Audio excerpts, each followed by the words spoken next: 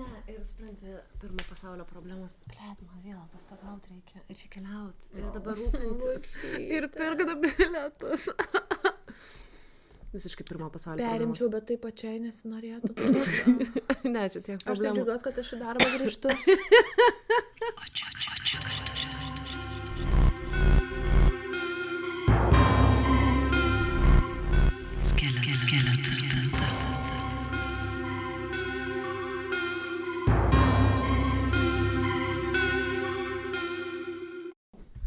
Nežinau, kaip pradėti, aš esu pasirašęs tokią pradžią, bet man ji nelabai patinka. Sakiau, žinai, vėliau padarysiu ir vėliau nepadariau. Tai tiesiog pradėk. Bet, dėl viso ko aš šitą pradėsiu. Pradėsiu taip, kaip ketinu, kaip kažkada ketinu, kur man nepatinka, ir iškirpsi jau, kad dėt man. Sure. Gerai, tada toks klausimas, ar tu žinai, kas yra tavo mokslų tėvas? Ne. Nes aš ten, kai googlinau, tai ten šumerai, ten egiptiečiai, visa kita, bet, Mokslų dievas? tėvas. Tėvas? Aha, iš tų, kurie bandė paaiškinti čia visatą. Einšteinas? Newtonas? Bam, aš taip kažkaip net dabar susiparinau, žinai, nes aš... Kas ten gravitacija? Ne Newtonas? Archimedas? Galilėjus? Bliot, kaip blogai. Tom. Nežinau. Aš kažkaip... Kodėl aš turėčiau buvo žinot? toksai, kad Newtonas, žinai. Kodėl aš bet turėčiau ne. žinot? Nes iš antikos Archimedą būtų legalu priskirti. Terminą panaudoja fizikos pirmą kartą Aristotelis. Be žodžiu. Gerai. Ir tada, čia mano įvadiniai klausimai tau. Ar žinai, kas mano mokslo? Šitas, tas, kur, kad tu myli savo mamą. Tas, kai... Ja, aš ir galvoju, kad Freudas, žinai, nes mes ir mokytomės, tai kad mūsų, žinai, ne mūsų tėvas. Bet, žodžiu, radau tokios informacijos, kad buvo tokie vokiečiai Vilhelmas Wundtas ir Edvardas B. Tičneris, kurie 1879 Leipzigais įkūrė pirmą psichologinių tyrimų laboratoriją. Kaip mums apie tai nepasakojo, arba aš nebuvau tai paskaitoj, nežinau, bet still. Ir pas tą Wundtą jo vadovavimas filosofijos daktaro laipsnio apsigynė lietuvis Jonas Stepanavičius. Cool. 1,8 kažką tai tėvai. Tai va, esmė, kodėl aš to klausiu, nes ar žinai, kas yra Amerikos serijinių žudikų tėvas? Nes aš šiandien nusprendžiau back to basics. Okay. Tai iš bendrinio aš radau tokį Žilderė, bet, aš nemanau, kad jis amerikietis, bet varėva, aš jį radau. Jisai žudė vaikus, nes buvo pamėgęs alchemiją, žinai, ten varė gerai visi tais laikais. Super. Ir pats mirė 1440-aisiais, bet pristatau tau ir visiems kitiem H arba HH, gal reiktų sakyti, Holmesą. H.H. Holmesas pradėjo tai, dėl ko šiai dienai pagal statistikos pandas, yra tokios statistikos pandos, JAV pirmąją pasaulyje su daugiau kaip 3000 serijinių žudikų. H.H. Holmesas, iš tikrųjų jis buvo Herman Webster Mudgett, bet jo slapyvardis buvo Henry Howard Holmes. Jisai gimė kažkur apie 1861 gegužę New Hampshire. Ir vienam šaltinį yra išskirta, kad jo zodiakas buvo jautis. I don't know. Nežinau, gal kažkas statistika tokia veda, žinai. Plačiai true crime bendruomeniai šis Amerikos aferistas, žinomas ir kaip pirmasis žinomas serijinis žudikas, žinomas kaip žinomas.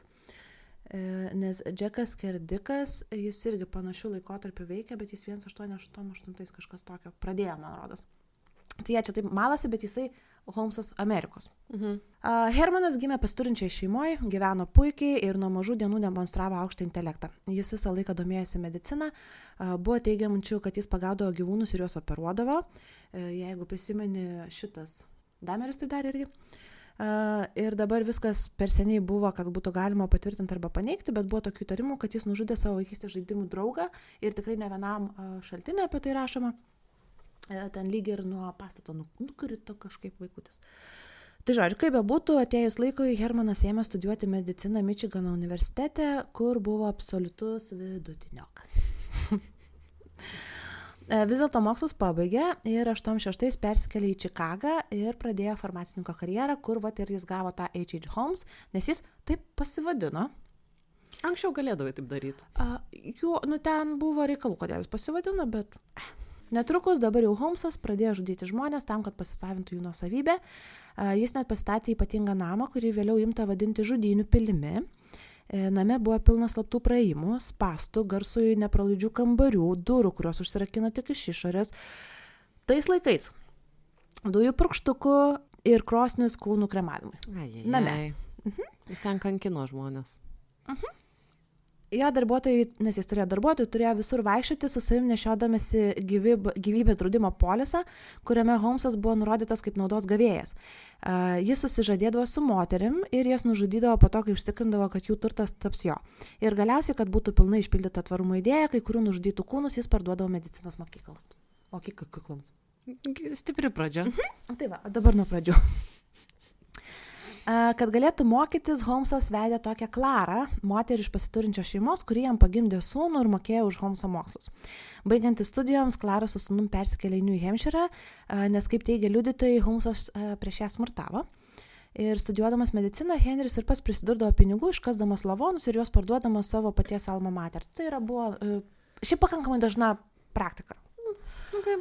Ja, ir pasvirus skrodimams prie tų pačių kūnų, jis susidraugavo su tokiu savo grupioku Robertu Leikoku.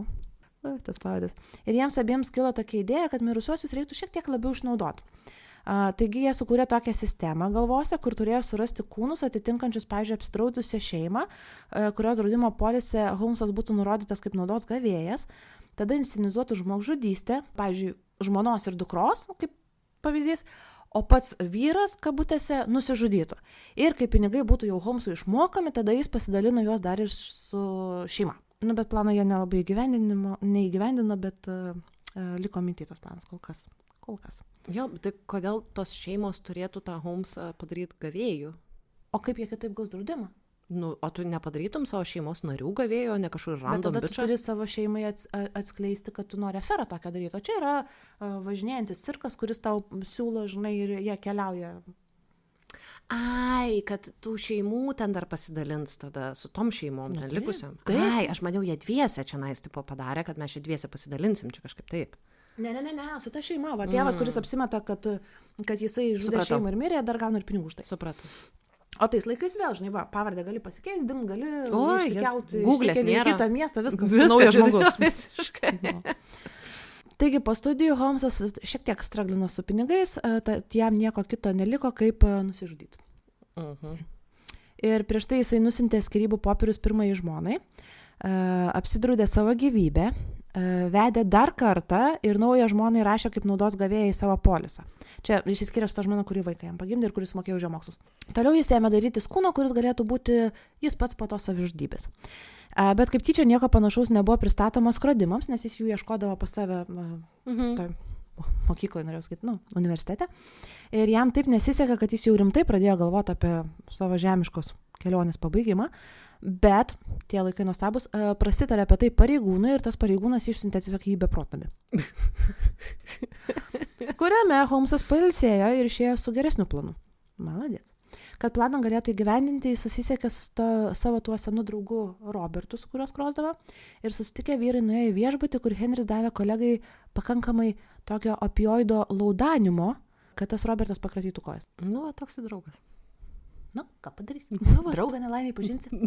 Išties. Ir kai vėliau jau sulaikytas, Holmesas davė parodymus, jų kraupumas buvo toksai jo ramybė. Beje, yra net įrašyta jo tais laikais į patefoną. Okay. Jam draugo nužudymas nekėlė absoliučiai jokių emocijų, nes jis tai pateisino kaip tiesiog reikiamybę pasiekti finansiniam tikslam. Kaip bebūtų, kūną jis perrengė savo rūbais, pridėjo savo dokumentus ir paliko, kad šis būtų rastas. Ir taip 1888 į savo banko sąskaitą papildė pirmais 20 000.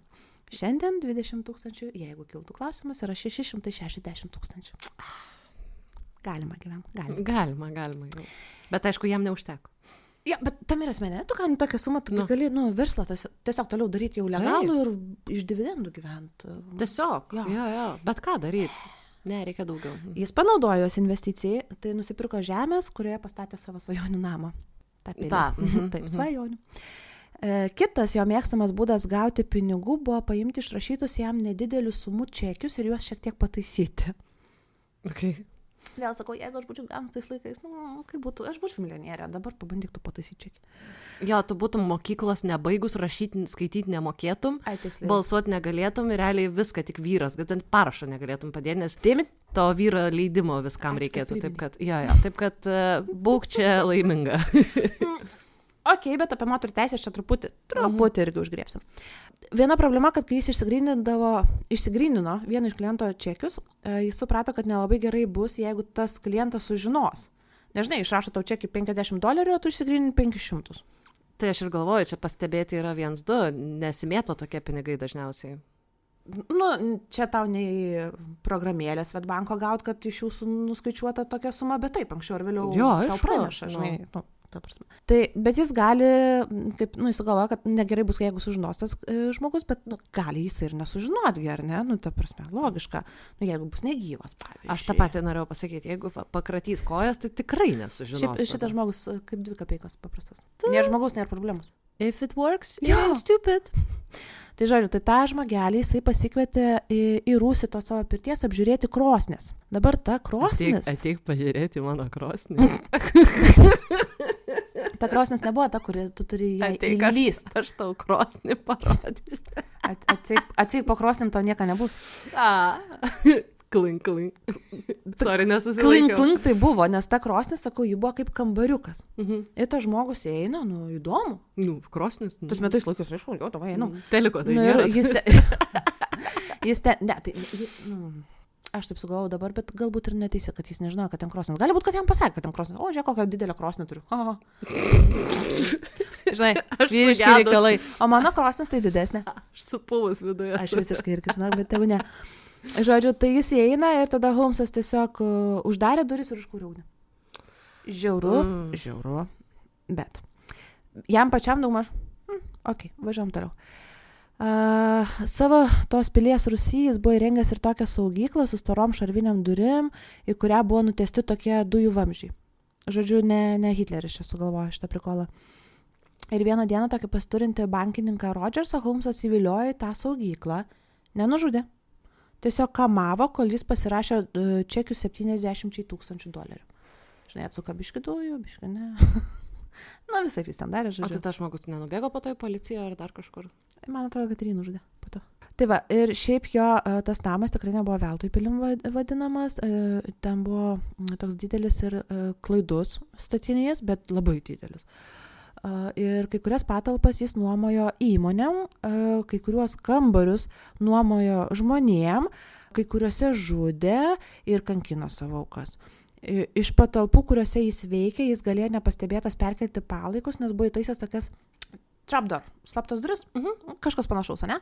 Pro kurias pametėdavo kūnai į žemiau esantį tokį vonios kambarį. Iš to vonios kambarį jis tada nusileidžia į vonios kambarį, iš ten perkelia jį į skrodimo patalpą šalia.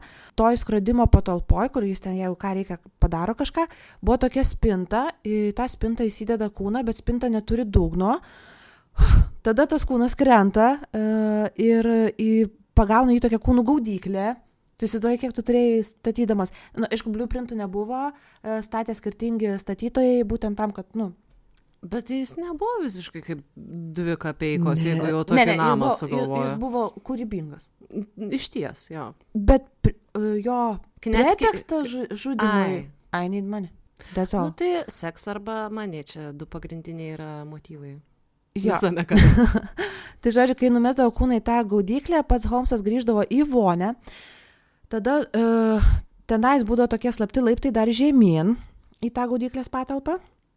Iš ten jisai persamdavo kūną į tokią angą ir ta anga jau tada tiesiai į rūsį veda. Kambariuose, galbūt ne visose, bet daugumoje buvo galima atidaryti ventilius ir paleisti dujas. Buvo slaptų durų, pro kurias naktį atėjęs Henris savukas arba apsvaigindavo chloroformo, arba jau prikneckintas dujų apsvaigusias tiesiog nusitemdavo daryti, ką reikia.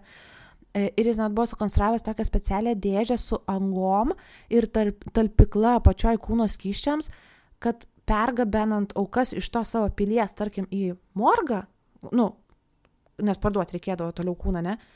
Kūno skysčiai ten subėgtų, bet neišbėgtų į gatvę, kad niekam nekiltų jokių klausimų. Tai tu čia pasakėjau, kaip atrodė galutinis tas, bet jisai vis tiek turėjo kažkaip prieiti iki to. Jisai turėjo suprasti, kad nešant kūnus ten bėga skysčiai, visko tu taip neapgalvosi. Tai būtų įdomu pamatyti, kaip jisai evoliucionavo, nuo ko pradėjo. Aišku, įtariu, kad iš tų laikų duomenų nėra, aišku. Bet, pradėjo nuo to, kad ten pylė pamazgas ir, pavyzdžiui, kaimynai kažką užuodė, panašiai. Tiesiog sakau, kad... Žinau, galvoju, ne. Aš manau, kad čia medicinos univerė gavo šitas žinias. Skrodimus atliekant, kad skysčiai, nes kūnai paleidžia juos. Ok, makes sense, aha. Ir jam, Jo. Bet vis tiek, aš manau, kad, pradžiai turėjo, nes tie... Ne, klaidų faktas, kad turėjo kažkokių daryti ir gal išsisuko ten per plauką, žinai, bet bent jau apie tai nebuvo. Jis už tai, jis iki pat galo žmogžudystės nebuvo prikirptas, iki kol buvo prikirptas, žinai. Nebuvo įtarimų, kad ten kitiem kažkas ir panašiai. Tai kaip ir prieš tai dar minėjau, kad jis laisvų laiku vogdavo palaikus ir juos pardavinėjo. Toksai verslus žmogus ir tikrai nebijo sustepti rankų. Tai bet kaip ir sakiau, kad ne jis vienas. Pavyzdžiui, buvo toksai daktaras Russellas, kuris netyčia mirė nuo Holmeso rankos. Netyčia Holmeso suvokimu yra, kai jis paėmė sunkią kėdę ir su ją pritrankė Russellą. Netyčia. Biškai susipyko ten kažko. Ir aišku, kad veltui nenueitų šis darbas, nes vis dėlto sunku, tai jisai to gydytojo, kuris irgi imdavo, vogdavo kūnus ir veždavo į medicinos tą mokyklą, priduodavo, tai jis jo kūną nuvežė į medicinos mokyklą ir pridavė. Ūkiškai. Taip, niekada nežinai, kada ir draugas gali atsidurti tenais, čia... kolega, viskas o tai kur tą kūną dėt? Realiai. Kas dabar duoda? O ten jeigu pinigėlių, viską ir šiaip va. Jo, žinok, pinigėlių duodavo. Ūkiškai, tikrai ūkiškai. Taip. Kaip, ten, daug nemokėjo, $20-30 už kūną, bet iš tikrųjų $2-3 tais laikais, tai... Ten kokį keli šimtai kaip minimum. Jo. Tai va, bet jisai atveždavo, 30-40 lavonų. Tai jau kai skaičiuoji, tai visai jau solidžiai, žinai. Ai, sako, ėjau, žiūriu, guli. Ir taip 40 kartų per dieną. Šiaip tai ten buvo atskiras žmogus, kuris priema tuos kūnus. Buvo atsakingas, taip sakant, už flow tokį, žinai, kad visada studentai turėtų. Ir jis... Tarkim, kad atlaidžiai žiūrėdavo. Jis tai ko puikiausiai suprato. Iš kur, bet mokytis tai reikia. Kuo daugiau egzempliorių, tuo geriau. Bet žinai, bet man įdomu, kokiais varydavo jie tempais, kiek ten tų studentų būdavo, nes čia po 30-40 lavonų čia žiauriai daug. Gal, žinai, dar tais laikais ten sugadindavo, sugesdavo, netaip laikydavo, dar kažkas pamesdavo, išmesdavo ten dar kažkas. Bet iš kitos pusės medikams tais laikais, taigi medicina ne tik tais pradeda normalėti, taigi ten, žinai, jau nebe... kaip ten 4 skysčiai per mūsų varantis, kurie mūsų charakterį suformuoja, ne? 40 studentų kiekvienam po lavoną, basically. Tai, kažką į formaldehidą dėdavo, kažką tiesiog skrosdavo, kažkur žiūrėdavo raumenis, kažkur odą, kažkur vidaus organus labiau ar ne, bet jiem tai gerai, kad jie, tu nesugadinsi čia lavoną, jiems gerai skirtingos irimo fazės, gal mokymuisi. Tais laikais dar, nežinau... Beje, aš šiaip vieną kartą klausiau podcast'o seriją, yra Amerikoje ferma, kur irgi gali paaukoti ten kūnus ir juos sumeta visus į lauką ir žiūri, kaip, biški skirtingom galbūt šitom sąlygom, jo, ten vieną ant saulės, kitą ten, nežinau, žolytę, kitą ten pakasa ten metrą, žinai, kitą ten 2 metrus. Žiūri, iš ko avokadas išauga. ir tiesiog žiūri, žodžiu, padeda nusikaltimus tirti, kaip yra. Lervos vystosi, visa kita, iš ko tai žodžiu, tai yra jau aprašyta, bet... Grinai, ta prasme, žmonių tokios kapinaitės padarytos, kur kūnai basically tiesiog sumesti. Natūraliom sąlygom. Jo. Nice. Nes aš irgi galvoju, žinai, po mirties savo kūną ar atiduot medicinos studentams ar ne. Labai tas nefainas, kad, žinai, koks nors pažįstamas nuspręs studijuoti mediciną, aš ten atsidursiu. Ir sakys, oh my god, kaip pasikeitei. O, ne. Jo. Man po mirties aišku jokias skirtumą, bet, O aš tau sakiau apie tą lavonėlį, tas mumijas. Sakiau tau. Primink. Žodžiu, šitam Anglijoje yra Natural History Museum ir tenai, aišku, be ten krūvos ten dalykų, žodžiu, yra vienas egzempliorius, tai yra pastatytas per vidurį toksai, stiklinis plasmasinis kvadratas, permatomas, ir ten yra numestas vargšas lavonėlis. Esmė ta, kad tas lavonėlis ten, nežinau, labai daug metų ten atgal, ten kažkas žmogus ėjo, pakrito ir numirė. Ir buvo labai geros sąlygos. Ir iš jo Kur tu pasidarė sakei, kad mumija. būtų kaip nefaina va, ir būtų po to Nu. eksponuojama, aš sakau, kad koks skirtumas. Nu, aš tai tikrai nenorėčiau, kad eitų turistai ir fotkintųsi prie mano lavonėlės. Nu, ble, palikit mane ramybėj. Tai va, iš tos pusės aš nenorėčiau, kad kažkokie studentai ten knaisiotusi. Nu, ne, šiaip knaisiusi ir išmes realiai. Nu, toks irgi. Bet į muziejų patekti aš jau tikrai nenorėčiau. Ačiū, ne? Kad kokie ateiviai ten išsivežtų, žinai, talpintų į muziejų ir, žinai, egzempliorių čia. Kol verslas klesti, Holmesas kaip geras verslininkas plečiasi ir savo pilies rūsy įrengia 2 kubilus. Ne tuos, kuriuose mes pabūnam. Ne. Viename yra karbolio rūgštis mėsos tirpdymui. Pagūglinau. Kitoj baliklis. Kaulų balinimui. Kodėl, paklausi tu? Kodėl, paklausiau aš. Todėl, kad ištirpdo kūną, mėsas, žinai, gal jau per daug lavonų veža, gal kas, nežinau, gal šiaip žmogus nori įvairovės. Smalsu. Jau smalsu, ten gal jau kesiu jam nebėra, bet Gal nori biškį- kaip toniškiau, šiandien nenuotaika. Gal piški damerio vaibas irgi toks. Jau, žinai, jisai davė pradžią, matai, viskam, jis viskam. Ir kankinimam, ir inžineriniam visiems sprendimam, ir ar tai mėsos, ar tai kaulai, viskam, žinai, ir po to jau iš jo, kai jau išplito, tai išplito. Žmogus inovacija tiesiog. Tai žodžiu, jisai po to paimdavo tos kaulelius ir sumaudavo skeletą ant metaliukų. Mhm. Pradžia yra to? Taip, ir ten, Eik tu kur sau. ir viena iš jo aukų tikėtina, kad, nu, manau, kad jau nebekaba aišku, bet man rodos, kad po to tyrimo viso, kad būtent viena iš aukų ir buvo medicinos atpažinta fakultete kaip tas skeletas, iš kurio mokosi sandoros. Bet žinai, iš kitos pusės, nu, tai tais laikais nebuvo plastiko, iš kurio gamindavo juos kaip dabar. Tikslės kopijas, o čia va, prašau, nu, tai iš kur jie atsirasdavo, iš ten ir atsirasdavo. žinai. Tai va, tik, nu, tų ankstesnių pavyzdžių galbūt nieks specialiai nepadarydavo, o jis susimedžiodavo, padarydavo. Tai, žodžiu, 1892 buvo skirti suskirti labai gerai apmokamą darbo vietą ir iš visų aukų draudimų jis jau buvo sukaupęs $250,000. Čia tų laikų pinigais? Taip, dabar 8,5 milijonų kažkur būtų. Ir vėl, vyrė, sustok čia, ane? Bet iš kitos pusės jau ką jam beveikt? Jau viskas nuobodu, Jo. jau babkių turi, jau, aha. Bet jam tas nuobodumas, jis tiesiog, kaip, žinai, kaip per Antulio Donaldo komiksus buvo tas Skružas Makdakas, dar pinigėlį. Arba tas, pamirštu visą jo vardą, My Precious, žinai, kur Smygolas. Smygos. Tai žodžiu, bet nauji metai, nauji planai ir planai nukreipti į labai konkrečią grupę, tai yra moteris.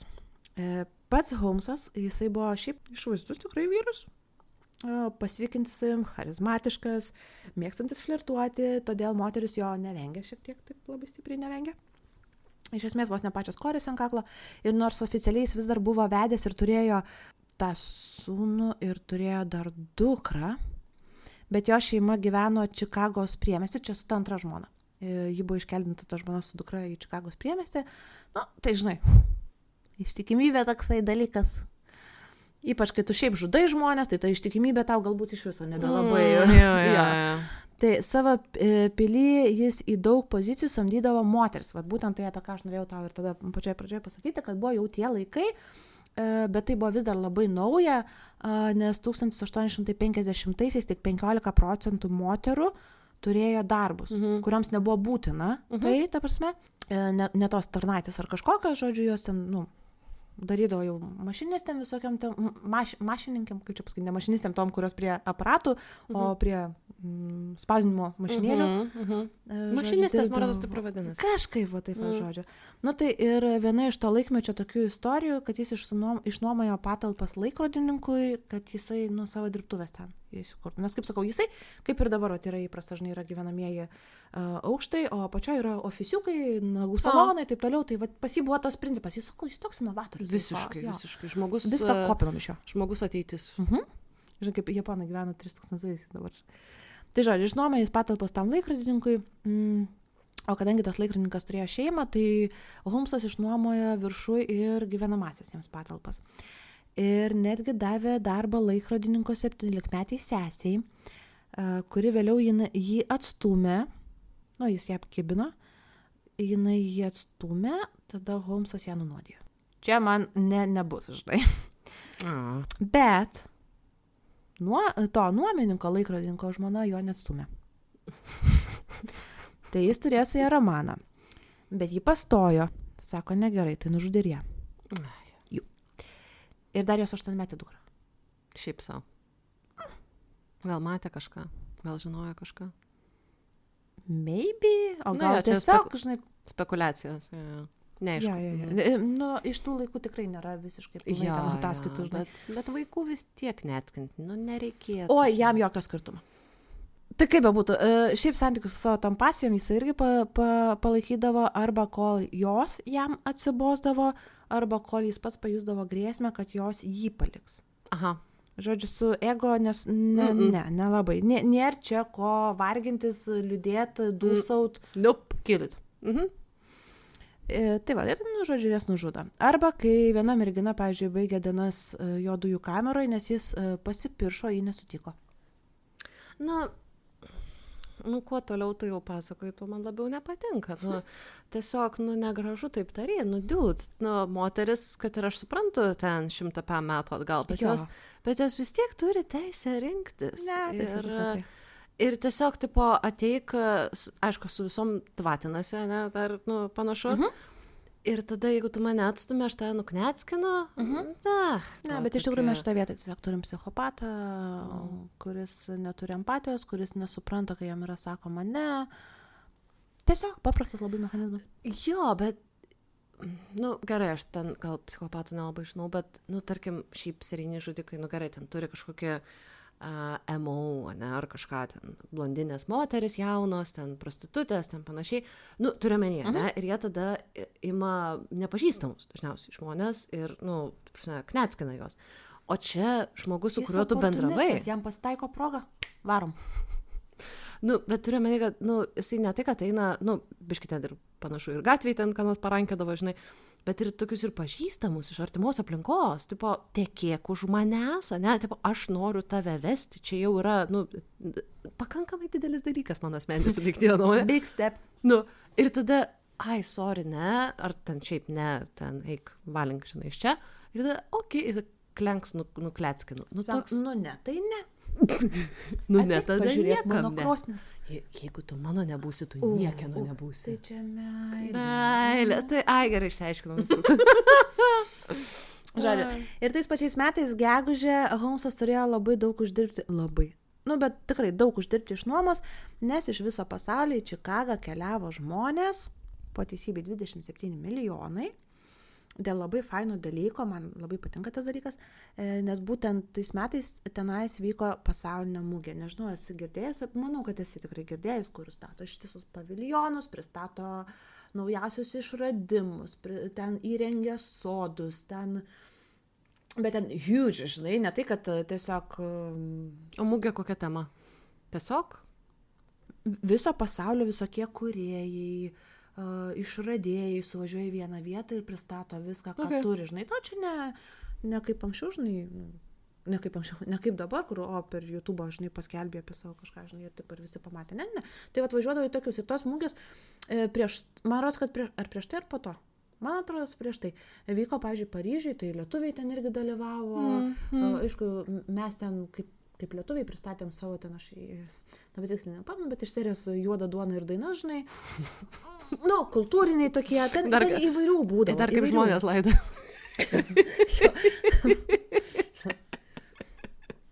Štai. Ja. Tai ten įvairių, ten ne tik, kad išradimams, ten viskam, bet toks labai huge renginys. Okay. Tikrai ne tik iš tos mugės jis tikėjosi žmonių, bet ten faktas, kad jų bus, ir Holmsas padavė skelbimą, kad jam reikia tos mašininkės, kaip ir sakėme, ir netrukus rado labai patrauklų jam variantą, tokią Mini Williams. Mini? Ne Big Williams, o Mini Williams. Ir kuri buvo labai patrauklus variantas, nes jį turėjo 50 000 vertos žemės. O jis tą sužinojo kaip? Sakau, jisai labai, jis charizmatiškas, flirtuojantis, išsikalbi. Ten, žinai, žinai, su kaip laukelį. O kiek tu žemės turi? Tarp kitko, 5000 vertės turi, žinai. Žodžiu, rasdavo kaip ištraukti irgi ten, žinai. Okay. Tai Trukdis buvo jo sesuo kuri, jeigu mini mirtų, nes jis iš karto, žinai, jau plotina, Jau, skaičiuoja, Jo, kalkuliuoja. tai ta sesuo paveldėtų tą žemę. Tai vieną dieną ta minėtoji sesuo atkeliauja į Čikagą. Gavus kvietimą, aišku. Nu ir tada sako miniai Holmsas, tu brangioji, pabūk, aš pasitiksiu tavo sesę. Žinai, ar gal jis net nesakė jai, kad atvyksta, o gal ir sakė. Nu, žodžiu, čia truputį istorija nutyli, bet esmė, kad, jis nuvažiuoja vienas paimto tos sesers į stotį. Tai va, Holmsas ją pasitinka, tą sesę, palydi namo, kur, kaip jisai sakė, sesiai, kad jos laukia sesė. Iš tikrųjų, jos laukia N kartą naudotas dujų kambariukas. Kas yra žiauru ir ne visai išsiaiškinta iki šių laikų, kad Holmsas kažkokius, vėl nežino, kokius chemikalus naudojo, bet tą kartą, nes jis ten miksuodavo šiaip įvairias medžiagas ir visą kitą, nesakau, kūrybingas žmogus, bet tą kartą jis naudoja kažką, kas suveikia taip, jog va tos sesės, tos aukos į duris įremta pėda paliko nepanaikinamą atspaudą. Įsivaizduoji, tyrėjai rado jį po N laiko.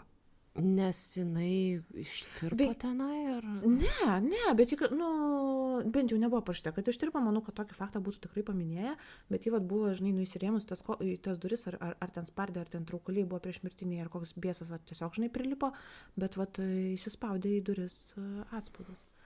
Aš nežinau, kokie chemikalai tai padaro, bet yra kaip yra. 100% tikiu, nors nuotraukos durų nemačiau. Okay. Tai va, tai kai baigė su viena sesė, kitą jis pasiėmė į kelionę traukiniu.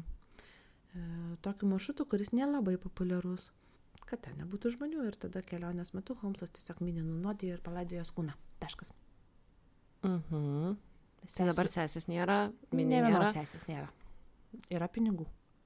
Yra žemės, yra pinigų. Taip, bet tai Holmsas tiesiog negauna tų pinigų. Ne, tai čia visa istorija, tą ir sakiau, kur prieš tai jisai su to moterim, su kuriam prasidėdavo, jisai susižadėdavo su jom, jis tapdavo tuo irgi beneficiariu, žinai, jom mirus, jeigu ką. Žodžiu, jis jau buvo sutvarkęs papirizmus, jisai ne viską, iš karto išsigrynindavo, jis daug ką kaupdavo tiesiog. Juodai dienai, žinai. Nes kitaip, jau bankų irgi kiltų įtarimas, what the fuck, žinai. Kaip čia visa Čikaga tave, žinai, už patikėtinį laiko. Ne, bet turiu omeny, kad, vis tiek jisai prieš knetskindamas, jisai vis tiek susitvarko ten dokumentus, kad jisai būtų paveldėtojas. Taip. Ne, jis neturi to tokio, būtent akstino žudyti dėl žudimo. Money. Ne. Must be funny. In a rich man's world. Tai toliau. Pasaulinė mugė turėjo čia daug reikšmės ne tik dėl galimybės rinktis aukas, bet ir dėl to, kad tokiuose renginiuose žmonės tikrai dažnai dingdavo. Tikiu. Norma.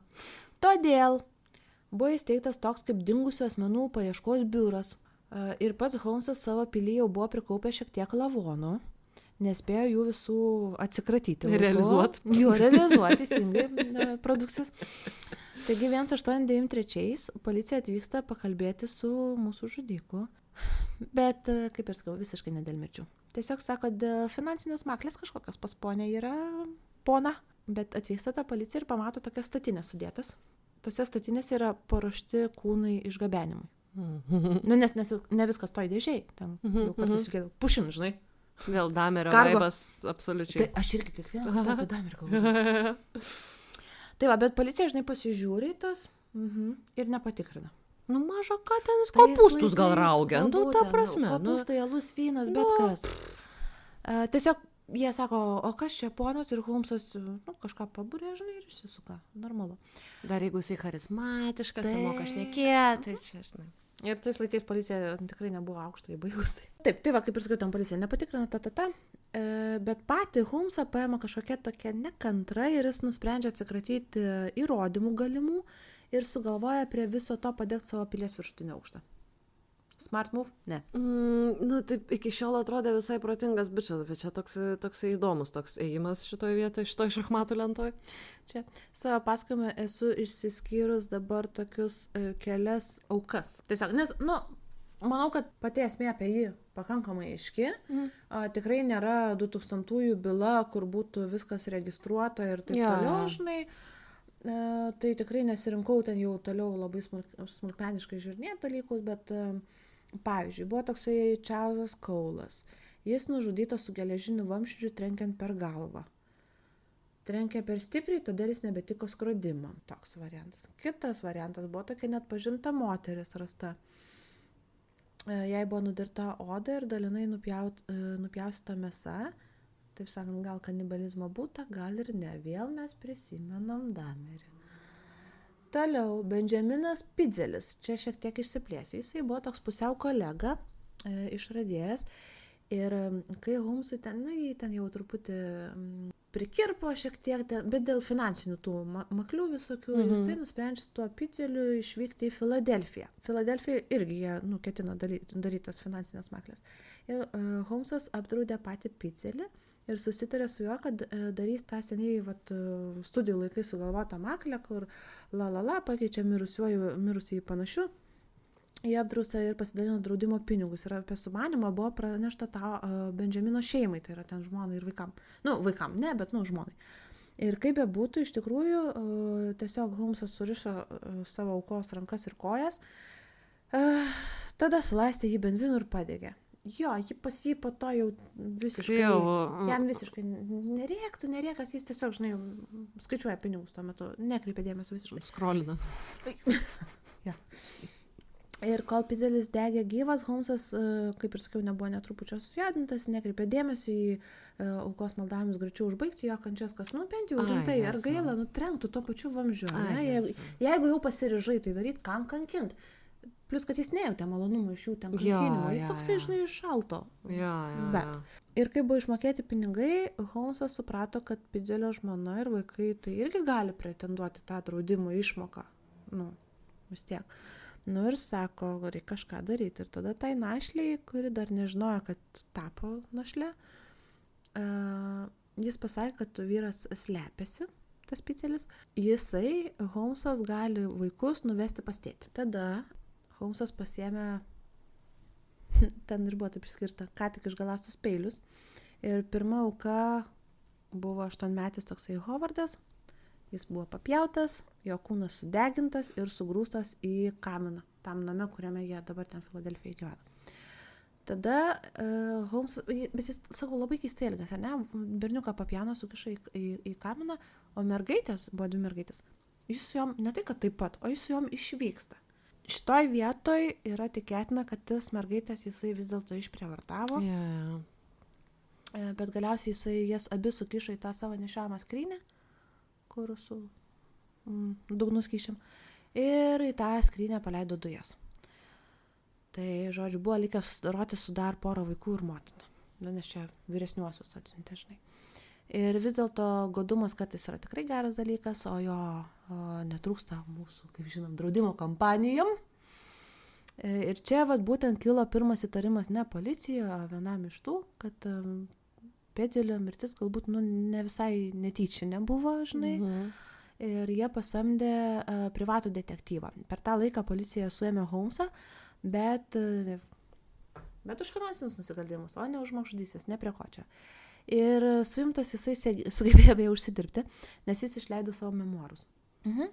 Ir žmonės tiesiog graibsė tą knygą, toje knygoje jis pasakojo, kaip naudodavo jau mirusių asmenų kūnus, kad gautų jų draudimus, bet knygoje jis niekada neprisipažino, kad kažką žudė, žinai, būtent jis tiesiog taip, aš buvau labai negeras, aš iškasdavau kūnus, padėdavau, blablabla, žinai. Ir visai jis tu gauni ir tam teisėjui tokiam, žinai, tokį, numeti kaulą ir tada labai sunku įtart galbūt kažką kitą tais laikais, žinai, nes dar niekas nesitikė tokio brutalumo šiaip ar taip. Smart move visai, Aš ten sakau, jis nėra turnas. Nebuvo. Tai, bet tas privatus detektyvas draudiko atrado Pidzelio dukrų laiškus, kuriuos kažkodėl, va čia buvo didelė klaida, Holmsas išsaugojo. Ir nesužiūrėsi, žinai, visko. Tos pinigus reikia skaičiuoti, tos žmonės degins, tos lagaminus nešiot. Ir kartu sudegini laiškus, bet kažkodėl, gal čia vėl prasideda kitų tų serijinių žudikų. Žinai, sakau, gal jis ta sėkla grinai, iš kurios viskas, žinai, visko truputį turi. Tie yra žudikai, kurie, kolekcionuoja daiktus, ar ne? Kažką pasiema iš savo aukų. Maybe, baby, mes turim čia pradžią tam. Arba tiesiog, sakau, buvo ant tiek užsiėmęs, kad, nebeturėjo laiko, žinai, susitvarkyti viską. Gal net biškiai išlepęs buvo po tiek žmogžudysčių, kai niekas jo nebeprigavo. Taip, čia yra vienas iš pagrindinių dalykų, apie ką ir kalba ekspertai, kad jis vis nebaudžiamas būdavo, žinai. Tai tu tada pradedi lafą, žinai. Tai ir... Kokį? Šlepas, jo. Mhm. Tai tas detektyvas tiesiog, vat, kai rado tos laiškus, jam kažkas ten juose ne taip, tada ten adresai, ir, žodžiu, galiausiai jis atvyksta į tą namą, kur buvo berniukas į kaminą sukištas, ir ten buvo ta dėžė su, jau atgabentos su mergaičių kūnais. Ir jisai, žinai, Holmsas sėdi kalėjime, tais laikais, nežinau, ką, yra normalu, kad tuščias namas stovi ir niekas jame neskvoterina, žinai, neskvoteriauja.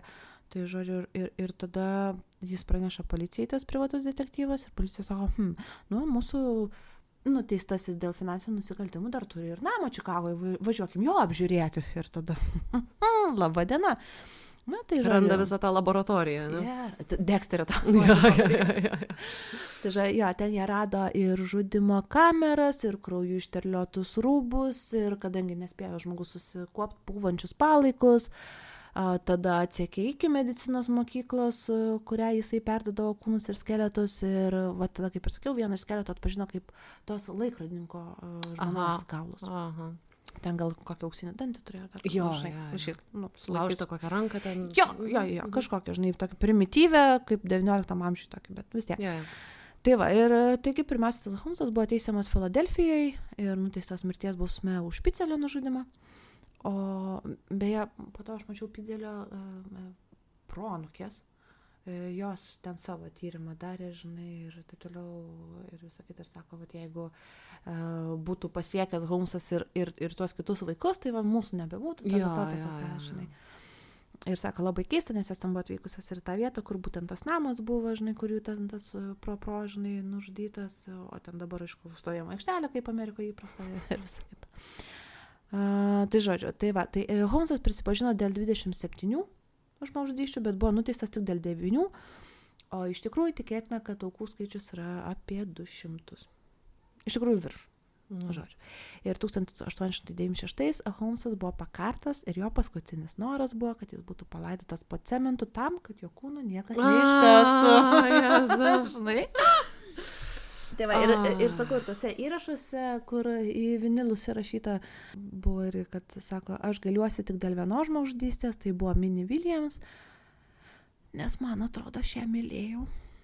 Man labai patinka tas, blemba, man atrodo, čia taip pat kaip aš galvoju, blemba, lyg ir išjungiau, žinai, lygintuvą.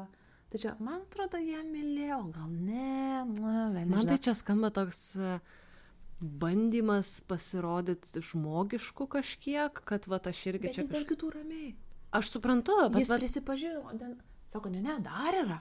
Mes negalim įrodyti, o jūs pabandykite, žinai. Ne, aš suprantu, bet toks, čia visi kažką myli, gal ir man reikia, tai va, tai man atrodo...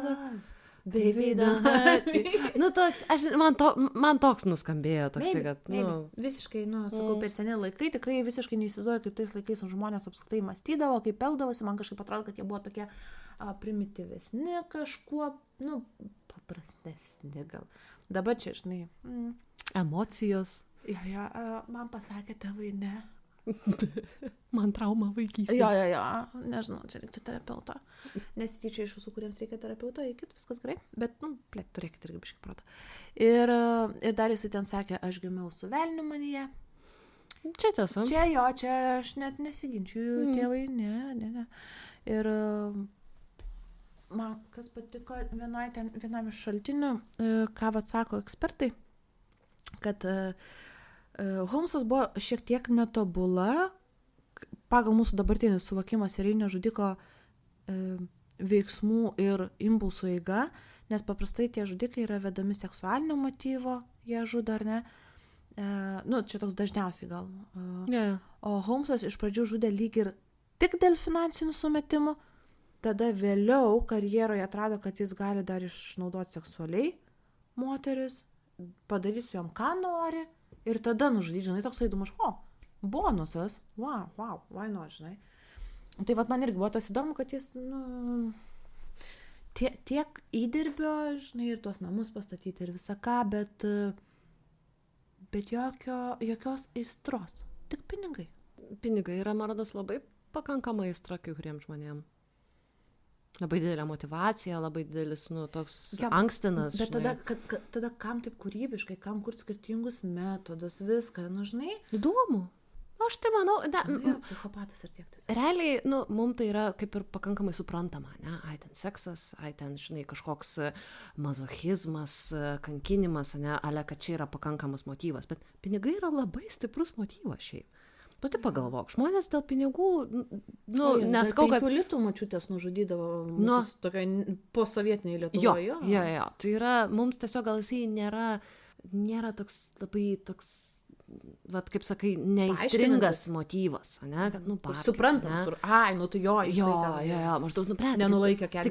Taigi jau turėjai tų babkių, ne, tai kam tau dar, ten milijoną turėjai, namą pastatėjai, dar kažką ten butą turėjai, kam tau dar, ir maždaug nesuprantam to tokio, bet aš manau, kad jeigu mes nesuprantam, tai nėra būtinai nepakankamas motyvas. Bet aš galvoju, kad jeigu yra motyvas būtų tik tais finansinis, ar ne, tai tu būtent pasidarai tą savo pradinį įnašą, taip sakant, ir tada, kad tavęs nesugautų, tiesiog varai jau teisiškais... Bet jeigu tu pamatai, kad yra vėlgi nebaudžiamumas... Bet reiškia, tau vis dėlto kažką tas žudimas turi duoti, kitaip kam šitaip rizikuot, kam teptis rankas, jeigu tu gali iš tų jau... Tu ar taip, jis turi ten tuos 8 milijonus, ar ne? Tau jau užteks iki gyvenimo galo. Tai tu gali juos didintos pinigus investuodamas, dar kažką, bet tu rizikuoji visų šitų ir tais laikais, taigi vis tiek yra mirties bausmė ir savo gyvybę. Tai gerai, tu nežinai kaip investuoti, bet tu žinai kaip kneckin žmonės, kad tavęs neprigautų. Bet tau jau užtenka 8 milijonų. Tai yra vienas dalykas, kad tu žinai kaip uždar pinigus, tai yra kaip ir foolproof metodą, ne, aš kažką nukneckinu, aš gaunu babkių panašiai. Dabar B. Parodyk man žmogų, kuris pasakys, tai kai aš uždirbsiu ten, nežinau, ten tokią sumą pinigų. Pensiją, tada pradėsiu gyventi. Jo, tai kai uždirbsiu tokią sumą pinigų, jau man pakaks, jau nebereikės nė cento daugiau, viskas. Aš turėsiu ten tą ir man užteks. Ne, taip nėra. Bet jis valingas žmogus. Bet aš turiu omeny, kad mūsų tokia prigimtis. Tai nėra taip, kad mes, jeigu gaunam daugiau pinigų, mes daugiau atsidedam. Ne, mūsų poreikiai didėja. Mūsų poreikiai didėja. Mes ir mašiną, ten, ir nežinau, ten sporto klubai, asmeniniai treneriai, žodžiu. Oi, apie ką mes čia kalbame? Nežinau. Bet visokius yra. Žodžiu, tai nėra taip, kad tiesiog tu gyveni už tą pačią sumą metai iš metų, ne? Kuo tu daugiau turi pinigų, tuo didesni poreikiai. Tai, tau neužtenka 8 milijonų. Realiai, mes, žinai, jeigu po truputėlį eitumėm iki 8 milijonų, jau galiausiai, bet reikėtų tų 9, nes aš ten noriu, žinai, Balyje atostogauti. Balyje tikrai užteks. Aš čia kaip... Pirk ir vis tiek tau užteks. Aš tiesiog sakau, kaip pavyzdį, kad mes vis tiek surasim, kur dar daugiau. Tai čia B. Bet tiesiog turime, kad gali jau saugiais būdais didinti tuos pinigus. Jo, bet tu nemoki, tu moki tik nesaugiais, nes jie veikia. Ir C yra, čia toks dvigubas, tai yra, kaip ir sakai, psichopatas panašu, kad... Ir tiesiog nebaudžiamumas, visiškas. Nebaudžiamumas, tai manau, kad būtent tas teisėsaugos toksai bukumas tuo metu, bet vėl, mes kalbam apie pirmą serienį žudiką, jiegi net nesurišo tuo metu, kad dingo, vėl nežino, kur jie ten dingo. Kad čia gali vienas žmogus kneckint, patvary kažkur pasibaigė, žinai, ir viskas. O tai pirmas kartas, kada, žinai, čia kažkas nukrito, žinai. Jo, žinai. Šiaip žiauriai įdomu buvo, ką papasakai, man labai patiko. Tarsi negražu, bet man tikrai labai patiko šitą istoriją, labai tokia... Netuščia. It has it all, biški, žinai, tokį turi. Ir to. Ir vaikų mažai kneckino, that's nice. Mažai papasakau, taip, Ne, bet taip, daugiau saugusių tikrai. Ja. Gal čia negražu sakyti, kad įdomi istorija, nes mažai vaikų kneckino. Bet... Ne. Lengviau klausyti, dėl to, kad... Jo, lengviau klausyti, jo. Bet šiaip tikrai labai gerai susiklausė. Ačiū. Į sveikatėlę, žinai, aš tik galvojau, iš pat pavyzdžiui, kaip čia, tai ar Holmsas vis dėlto, ar Džekas Kerdikas. Džekai su savo 5 aukom. Sėdė kamputyje. Britai su savo, matai... Atsiprašau, man buvo arbatos vakarėlis, negalėjau žudyti. Pats kaltas. Ja, kaip jau... Ne, man irgi tas patiko, yra ne tas galbūt žodis, bet supaprastinkim, man patiko tas, kad būtent yra, kaip ir sakai, visko po truputį, bet kartu ir tas yra keista. Nes tikrai atrodo, kad buvo čia ta sėkla, iš kurios tada jau visų spalvų gėlė, žinai. visi kažką pasiėmė iš jo, kur, man labiau patiko, kad jis taip darė ir aš taip darysiu, žinai, sekėjai, žinai. Man labiau gal buvo įdomu tas jo kūrybingumas, kad tu va namus, tai įrenginė, jis naujas technologijas, pas jį namuose buvo, pavyzdžiui, buvo visiškai tuo metu nauja dujinis apšvietimas. Jis šitai įrengė, taip sakant, jo tie nuomininkai tai gyveno fantastiškai iki kol gyveno. Exactly, aš tą norėjau pasakyti, kad jeigu gyveno, tai buvo jiems gerai. Aš tikrai daug nepapasakojau dalykų, kurių galim, bet čia kas norės pasidomės, nes jų ten atskirai kiekviena, žinai, byla, tai tikrai ne, bet jo, jisai ten dažnai prasikoždavo ir pro savo nuomininkus ir visą kitą ir ten. Ateina, paknetskina, vėl nueina gyventi toliau. Toks, ja. Bet ja, principas. Ir man atrodo, kad, vat, kaip sakai, kad toks kaip ir labai įvairialypis, ne? Aš manau, kad ir tas laikotarpis labai prisidėjo prie to, kad... Labai tikrai patogus buvo. Turiu menį, kad ir pats aiškiai tikrai protingas, inovatyvus, toksai kūrybingas, labai prasta Arba prasme. keliautojas laiku. Ir žino, kad galim taip. Gal. Ir gal jis dabar, žinai, sėdi čia. Dameris tą darė, mes tą, aš galėčiau visko Jo, bet reikia, kad vat, būtų ir policija nežinotų apie tai, toks, ja.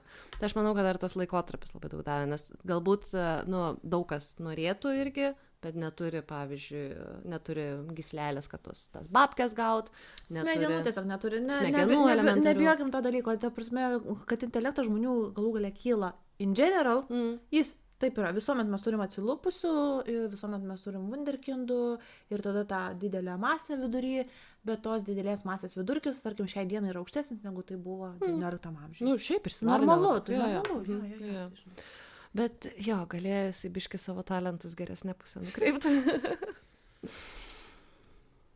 Tai gerai, tai tikrai labai gerai praleidau vakarą šitoj Šnipiškių studijai.